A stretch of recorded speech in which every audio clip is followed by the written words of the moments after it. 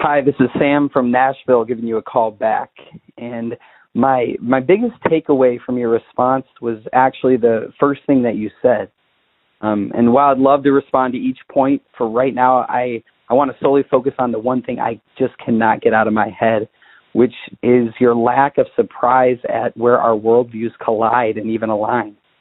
Um, and if you and others on the left are aware of this commonality we share on these issues, where's the movement for unity? Sadly, it seems like we on both sides hate each other so much for our differences we cannot unite to change the world where we agree. I consume a lot of content from Stefan Molyneux to Sam Harris, from Dave Rubin to the Young Turks, Jordan Peterson to this show.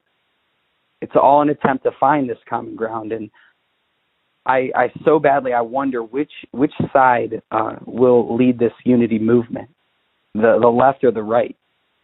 Which side will history call the uniters? I really believe it's going to be the side who can truly be for the human beings on the other side. I believe it will come from those who see the beauty in the other side and who love their fellow man, even while consumed with just passionate disagreement on other issues. And I believe we already have this love for our fellow man, but almost always we write it off as a weakness or a foolishness when it comes to politics. I want to share with you and your listeners how in my small sphere of influence I'm seeking this unity. A few times a month, my sister, who went to the Women's March and voted differently than we talk through the issues, and we share on a Google document kind of listing out our common ground. And as we all seek to reason our way to truth and a better world, what's stopping us from uniting where we already agree? What is that driving force behind our inability to move on these immensely important common ground issues? We don't need great minds. We need great uniters. Yes, we're going to disagree on how economy should work. You may think capitalism is two shades away from slavery. I think capitalism is the greatest reason abject poverty has been in free fall relative to human history. You may think personal freedom can be dangerous. I think personal freedom is the essence of social justice because the ultimate minority is the individual. You may think we need big government to provide social stability. I think big government has been the greatest tool of mass murder and human suffering through the centuries. But we both agree that big corporations and government should not be doing favors for each other with the people's money, all while pushing out the little guy. How many Fortune 500 companies are left from 50 or 100 years ago?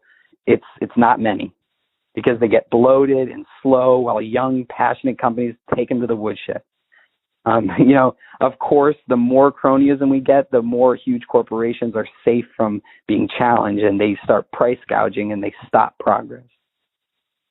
And I know while we all feel an instinct to protect these ideologies we hold dear and most true, my question to you is how is it that we can keep protecting our deepest values that we see as most progressive, all while pursuing and pushing to unite?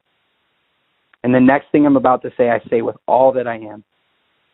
As someone on the right who sees many of your points as dangerous to human flourishing, I want to say to those on the opposite side so loudly for all who are listening to hear, I do not hate you.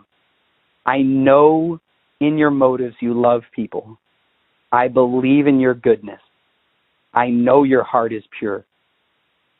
Let us, who have the eyes to see the depth of our common ground, bravely risk taking steps towards unity.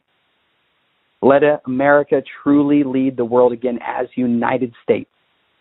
United where we agree, honoring where we do not. As always, thank you for what you do. I will continue to listen and learn.